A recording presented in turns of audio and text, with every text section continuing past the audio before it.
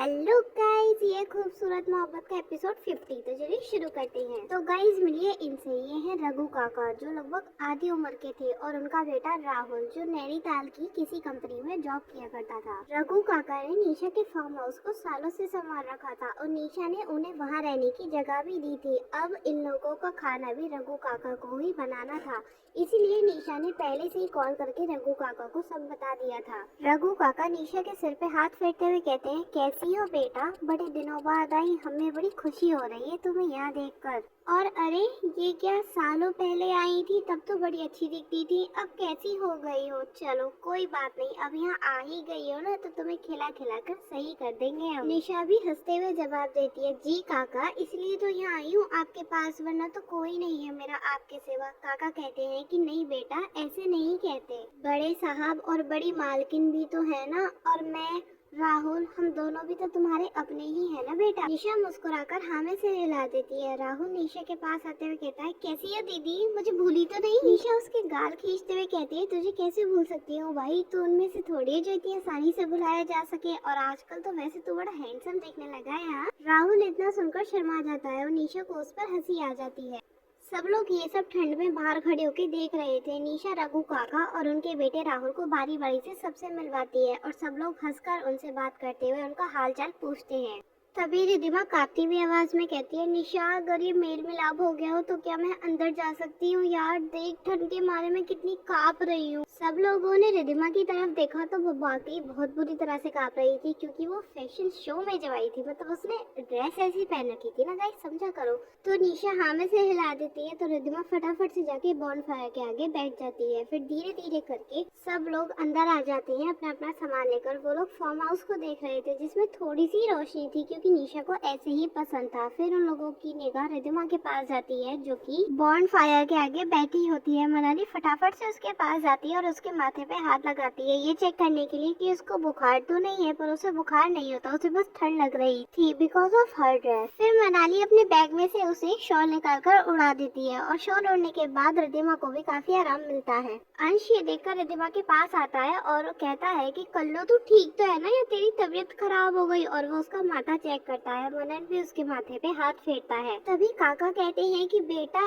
तुम वहीं बैठी रहो, उठना नहीं, मैं तुम लोगों के लिए गर्मा गर्म मसाले वाली चाय लेकर आता हूँ, फिर तुम देखना ठंड एक ही मिनट में दूर हो जाएगी। ये सुन रिद्धिमा थोड़ा सा मुस्कुरा देती है और काका किचन में चाय बनाने के लिए चले जाते हैं और राहुल भी सबका सामान सबकी जगह पे सेट कर देता है। मनाली भी रिद्धिमा के हाथ अपने हाथों से घिसे जा रही थी ताकि रिद्धिमा को थोड़ी गर्माहट महसूस हो। सब लोग सोफे पे बैठे थे और रिद्धिमा को ही देख रहे थे कि और बस मनन, मनाली और अंशी रिद्धिमा के पास बैठे हुए थे। रिद्धिमा को अब थोड़ी राहत महसूस हुई। वो उन तीनों से कहती है कि मैं ठीक हूँ, अब तुम लोग आराम से बैठ जाओ। वो क्या है ना, मैंने कपड़े ऐसे पहने हुए थे इसलिए मुझे इतनी ठंड लग रही थी, और शायद इतनी ठंड की आदत भी नहीं है, इस वजह से मेरी तबीयत खराब हो गई। अंश उसके सर पे मारते हुए कहता है, अरे तो पागल लड़की, तुझे किसने कहा था ये आधे अधूरे कपड़े पहनने को? तुझे पता नहीं था क्या यहाँ पे कितनी ठंड होती है? पर नहीं, तुझे तो ये आधे अधूरे कपड़े ही पहनने थे ना।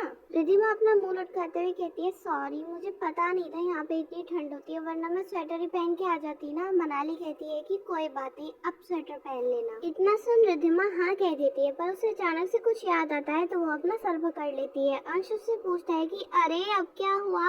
इतना देखकर रिद्धिमा अपना सर झुकाकर कहती है, मैं अपने गर्म कपड़े तो लाना ही भूल गई। अंश और बाकी सब उसको हैरानी से देखे ही जा रहे थे, सब लोग उसे घूरे ही जा रहे थे बस। तभी अंश खिसियाते हुए कहता है, लो भाई, कर दिया कांड, बड़ा ही महान काम किया है आपने तो मैडम जी, जो गर्म कपड़े लाना ही भूल गई। अरे मेकअप के अलावा कुछ ध्यान भी रहता है तुम्हें? रिद्धिमा बोलती है कि सॉरी ना, वो जल्दी जल्दी में वहीं रह गया, सब ध्यान ही नहीं रहा। मनन कहता है कि अच्छा था तुम भी वहीं रह जाती, यहाँ आने की क्या जरूरत थी। मनाली उन दोनों से कहती है कि आप दोनों चुप रहेंगे प्लीज, बेचारी भूल गई होगी वो। चलो कोई बात नहीं रिद्धिमा, आप मेरे कपड़े यूज कर लेना, ओके? रिद्धिमा ने ये सुनकर खुशी से मनाली को गले लगा लिया और तब तक काका भी चाय लेकर आ चुके थे। निशा भी खूब हंस कर काका से बात कर रही थी। सब लोग अपने अपने कमरे में चले जाते हैं सिवाय मनन, मनाली और अंश के। वो लोग वही गर्मी का मजा ले रहे थे और साथ में चाय पिए जा रहे थे। रिद्धिमा मनाली से कहती है कि मनाली तुम ना मुझे कोई अपने जैसे ड्रेस देना, तभी मैं इस ठंड से बच पाऊंगी। अंश कहता है कि देखा ये खासियत होती है इंडियन कपड़ों की, ऐसे वेस्टर्न कपड़े पहनने का ना यही अंजाम होता है। जरा देखो परीजी कितने अच्छे कपड़े पहनती है, बिल्कुल पुराने जमाने की राजकुमारी जैसी लगती है, पर अभी तो लड़कियों को ये फटे फूटे कपड़े पहनने का शौक है, इसकी वजह से उनकी तुम्हारे जैसी हालत होती है। रिद्धिमा अपना मुंह बनाते हुए अंश को जवाब देती है, अब बस भी करो ना, हो गई गलती मुझसे।